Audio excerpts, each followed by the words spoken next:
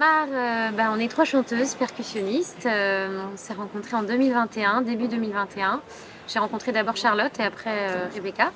Et j'ai eu l'idée de les réunir, qu'on se réunisse toutes les trois lors d'une nuit du chant à la ZAD en juin 2021 toujours. Et voilà, pour tester la rencontre et voir s'il y avait quelque chose de possible à faire ensemble. Et ça s'est avéré très concluant. Donc là aujourd'hui, on a lancé le projet avec des gens qui nous accompagnent en production et en diffusion. Et puis on est à Pau pour une deuxième résidence de travail.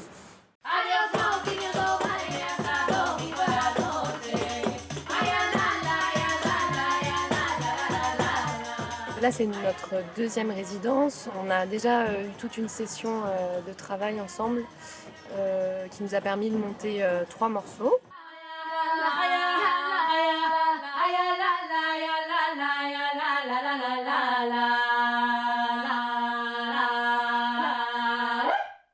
Mar veut dire la mer, c'est le lien avec nos répertoires, c'est le fil rouge de notre spectacle.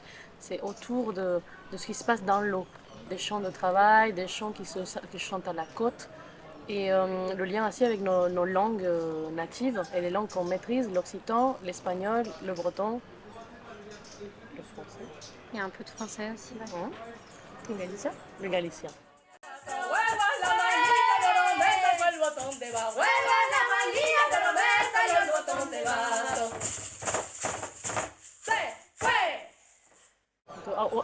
On part de témoignages, de collectage, de chants traditionnels qui ensuite vont nous servir soit pour faire de l'arrangement, soit pour composer à partir de tout ça et garder un lien avec cet élément qui nous plaît toutes les trois, qui est l'eau.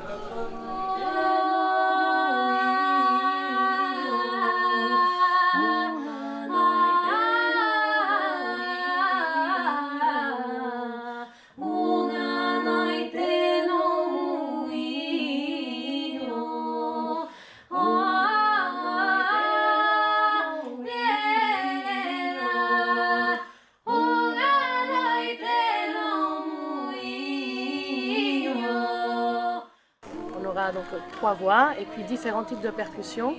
On a choisi d'équilibrer ça entre percussions graves, médium et aiguës.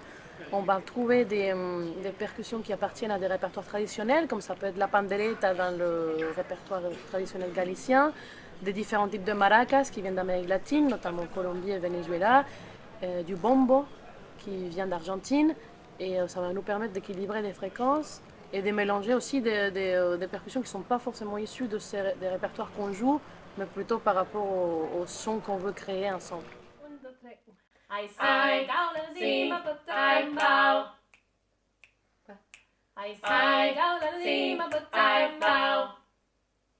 Pas mal, faut le boucler. Vas-y, on repart du si. Partition.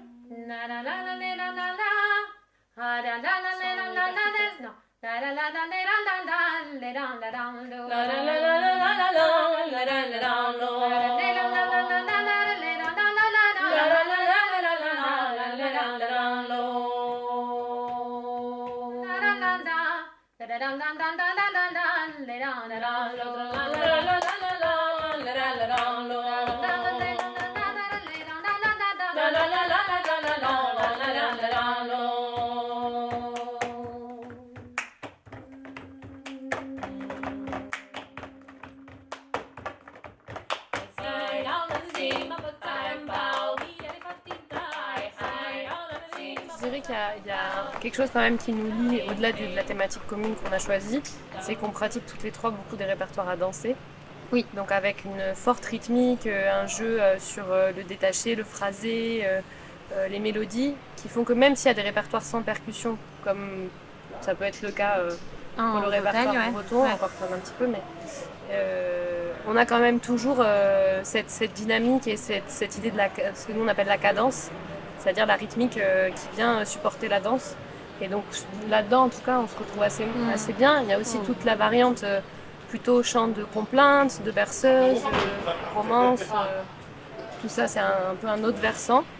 Donc il y a quand même déjà plein de points communs dans comment la musique se déploie, je dirais. Moi, ce qui m'a intéressée dans cette rencontre, c'est aussi de voir des répertoires comme le répertoire traditionnel breton, venir rencontrer le répertoire plus colombien, vénézuélien ou encore occitan.